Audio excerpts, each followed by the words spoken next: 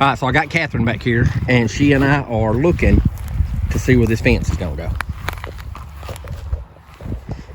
So up here, where I leveled all of that out, that corner post is gonna sit right up there.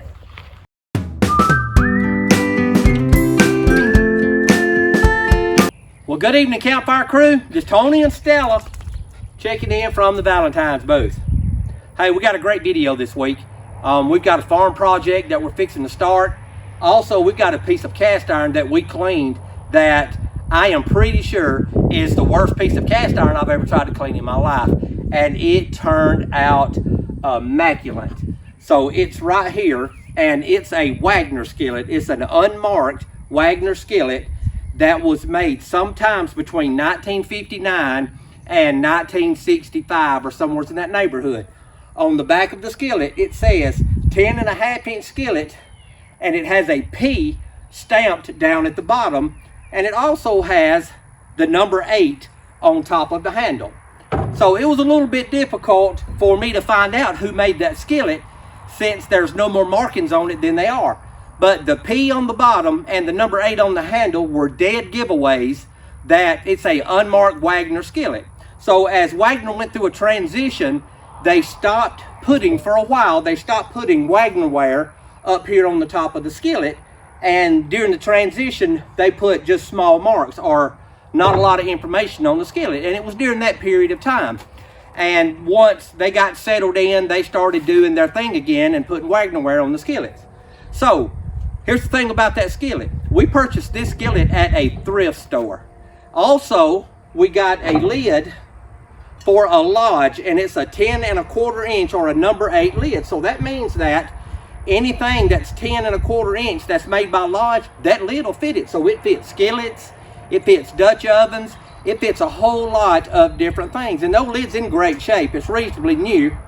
Also, we bought a griddle from the same thrift store. So all of these pieces that we got came from the same thrift store. And this lid perfectly fits that small griddle. Catherine has a griddle identical to this that she cooks biscuits in. So we've got another one now that's just like the one Catherine has, and we may try to figure out something that we can do with this one once I get it reseasoned and get it cleaned up. So there's some cast iron today in the video. Also, we bought a griddle, and I don't have a lot of information on the griddle yet, but we'll find out what we need to know and get more information on it. So let me tell you about this thrift store. The thrift store itself there's 3 locations that I stop at, and they're owned by the same folks. So one of them is in Calera, Alabama.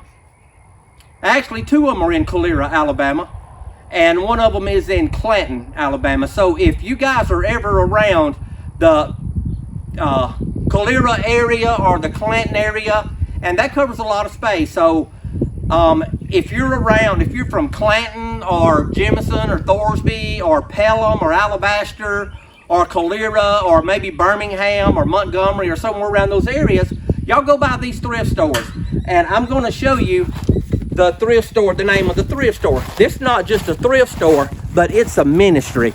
The name of the ministry is My Sister's Place, and the ministry itself it does a lot of good things for a lot of good folks that's trying to get back on their feet. So things like this are things that we support.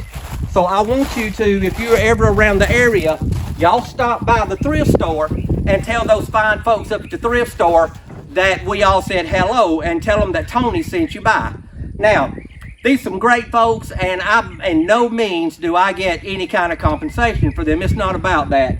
It's about them trying to do good things for good folks, and the community supporting them and helping them. So if y'all out that way, or y'all go by that way, y'all Google where is My Sister's Place Incorporated, and y'all go by the thrift stores and y'all visit those fine folks up there. All right, so in the video today, Stella, y'all can't let Stella run loose because Stella does crazy stuff. Get out of there, what are you doing? So the video today is going to be a whole lot about, we are looking at where we're going to put a new pasture fence around the pond and give the animals the opportunity to go to the pond And that way Gus, y'all all know who Gus is, Gus will have an opportunity to come to that pasture so he can swim in the pond, and we can keep them dang coyotes away from him.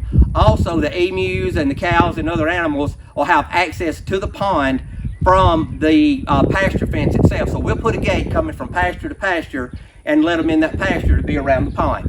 All right, I hope y'all enjoy the video. So let's get this thing going. All right, Campfire crew, I know you probably can't hear me good, but I want to show you something. Do y'all see, where's my finger? Do y'all see that red jug? The old pasture fence is right there. Can y'all see how the post is, the corner post, and the fence runs down through there? We're fixing to extend that fence back to here. So let me turn the board around. I'm cutting us a clean trail. Now, the corner of that fence is going to come back here. We're fixing to make the pasture bigger and put the pond inside of the pasture.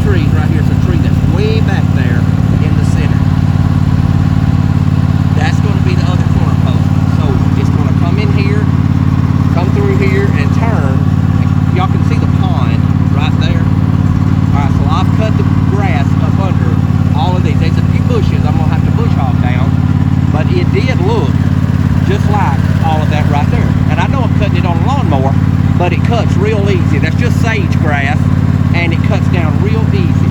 And look how pretty it is under there. You get it cut, it's nothing but green grass up under all of that sage grass. So let's go this way, and let me show you where your corner's going to be.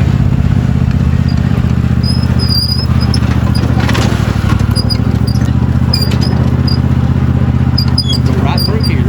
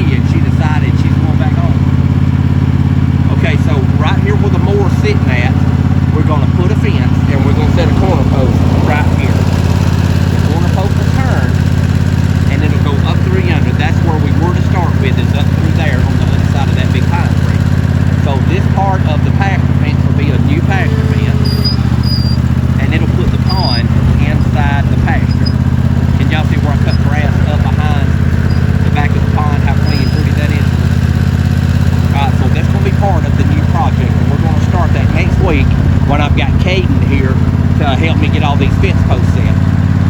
Alright, y'all stay tuned for the pasture fence around the pond.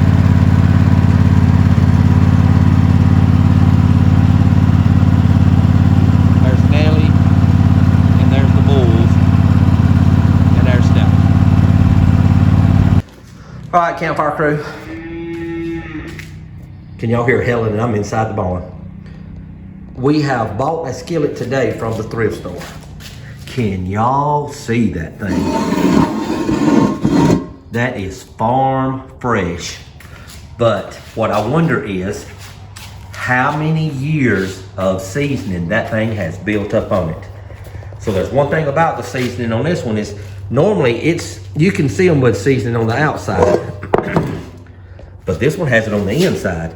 I don't know how many I've ever saw like that. So this thing is old, and I would love to know the story that's behind this piece of cast iron.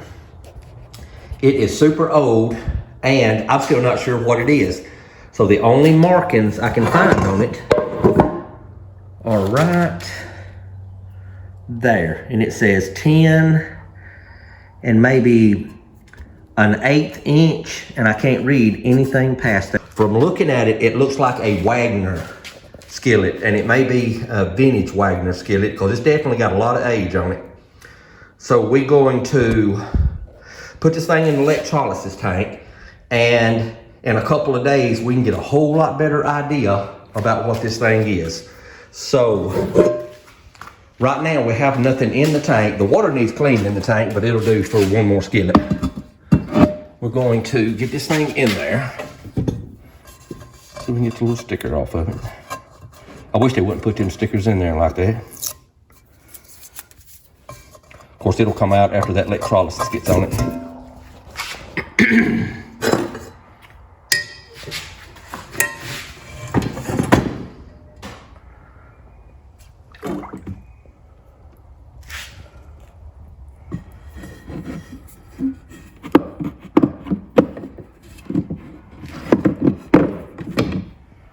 All right, we got it hooked. Let's get us some leads on it.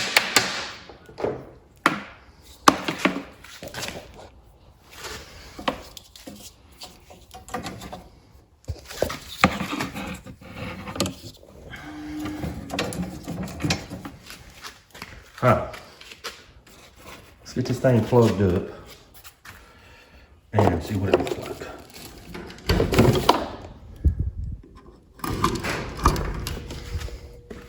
And we got her up and got her running. Right now we're sitting on about 2 ounce, 2.5 ounce when it first come on. And we're gonna let it cook for a couple of days, so we'll be back. All right, I want y'all to see how clean that thing come. Y'all remember how much buildup was on it? It was awful. So up on the top, it says 10.5 inch skillet, and it's got the letter P right there. That's all the information that I have on the skillet. Now, I know it's made like a Wagner, and it looks like a Wagner. But we had to try to figure out what kind of skillet it was and who made it, and just about a year that it was made. It got pour spouts on it. So we're gonna get this thing warmed up, and we're gonna put some oil on it, or some seasoning, and get it ready to go. This lodge is a friend of mine named Andy that is in Mobile, Alabama. Andy asked me, could I try to clean it up for him, and let's see what it looks like, and this thing is going to turn out immaculate. All right, we got 2 skillets in the stove. All right, so I got Catherine back here, and she and I are looking to see where this fence is gonna go. So up here, where I leveled all of that out, that corner post is gonna sit right up there. The other end of the fence is gonna go straight through there and tie to the end of the corner fence. So that is a straight shot right here.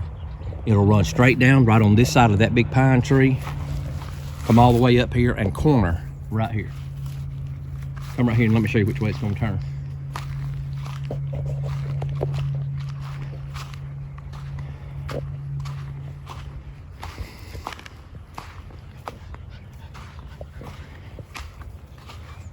So that corner post is going to be somewhere right here where my feet are. And it's going to go right up through there and hit. So that one tree right there in the middle may have to go. That little tree right there. Yeah. That tree may have to go. And it's going to go to the right-hand side of that tree out by the driveway. So it'll be a pretty good, that's at least, my God, that's at least 1 acre. Yeah, it'll be a nice pasture. Yeah, and it'll have the pond in the middle. So it's pretty good size. Ain't that pond beautiful, Miss Side? It is.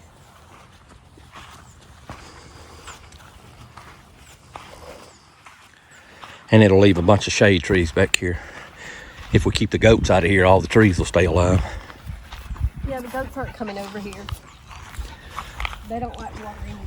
The goats are notorious to eat a pine tree. I don't know if y'all know that or not. And they hate water, so they wouldn't enjoy the pond. And they hate water, so that works out good for all of us. Look how clean this ground comes, though, once that you just cut the grass on it. Isn't that crazy? A big stack of fat lighter that I picked up out of the middle. And there's still fat lighter laying everywhere.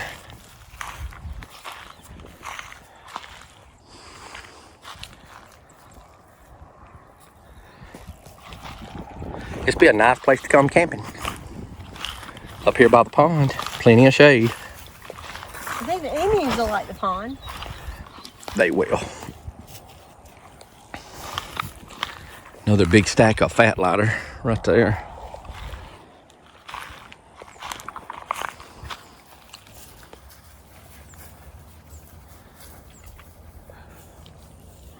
The pond's beautiful. It's not real big, but it's still cute as it can be.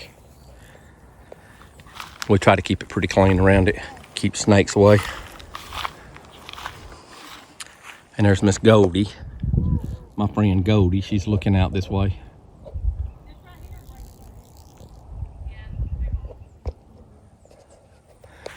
All right. There's both them Green girls, Stella Green and Catherine Green. All right, y'all see what the plan is. So there ain't nothing left to do now but get some holes drilled and get some posts set. I think I'm gonna go ahead and try to drill the holes and maybe get the post up here, and then when Caden's here next week, he and I can get all of this set. Now there's a big clump right here, and it's briar patch and covered, but under it was all of the stumps and all of the old trees and everything that the guy with the Mini X pushed down when he cleaned up around the pond.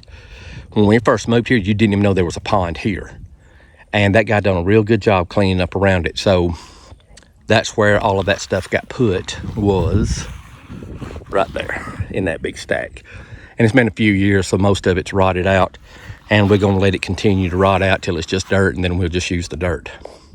All right, let's go check on the cast iron. All right, there are the skillets. So we just put another coating on the new skillet. We're gonna let it heat back up, and we're about to call it. Andy's skillet is beautiful. And the new skillet that we just put in this morning, it's doing real well too. Okay, that's the video for today. I really hope y'all enjoyed it. I hope you found something in there that's interesting to you. We thank y'all so much from the bottom of our heart for supporting the channel. Me and Stella appreciate it more than you'll ever know. All right, as always, life's an adventure. Don't get caught sitting at home. You ought to be out here with me and Stella, looking at some cast iron and getting some cleaned up, and maybe getting ready to go to the thrift stores. Stella, are you gonna come over here and tell everybody bye? You just get in the video when you want to, don't you? Don't get caught sitting at home.